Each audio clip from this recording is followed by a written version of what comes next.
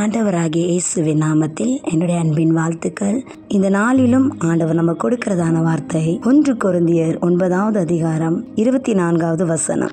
பந்தய சாலையில் ஓடுகிறவர்கள் எல்லாரும் ஓடுவார்கள், ஆகிலும் ஒருவனே பந்தயத்தை பெறுவான் என்று அறியீர்களா? நீங்கள் பெற்றுக்கொள்ளத்தக்கதாக ஓடுங்கள். ஆமென். அல்லேலூயா.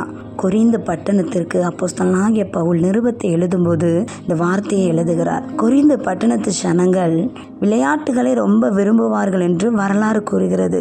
ஆகவே கிறிஸ்தவ வாழ்க்கையை, ஆவிக்குரிய ஜீவியத்தை ஒரு ஓட்டப்பந்தயத்தில் ஓடுகிற ஒரு வீரனுக்கு ஒப்பிட்டு அவர்களுக்கு எடுத்துரைக்கிறார். ஒரு பந்தய சாலையில அநேகர் ஓடுவார்கள். ஓடி வெற்றி பெறுகிறவன் கௌரவிக்கப்படுகிறான், அவன் பரிசை பெறுகிறவனாய் காணப்படுகிறான். கிறிஸ்தவ வாழ்க்கையிலே, நம்முடைய விசுவாச பாதையிலே நாம் ஓடுகிற ஒவ்வொருவரும் நாம் பெற்றுக்கொள்ளத்தக்கதாக நாம் ஓட வேண்டும். ஒவ்வொருவரும் பரலோகத்தை அடையும்படியாக ஓட வேண்டும். ஒரே தரம் வாழும்படி கொடுக்கப்பட்ட இந்த வாழ்க்கையில பெற்றுக்கொள்ளத்தக்கதாக ஓடுவோம். God bless you.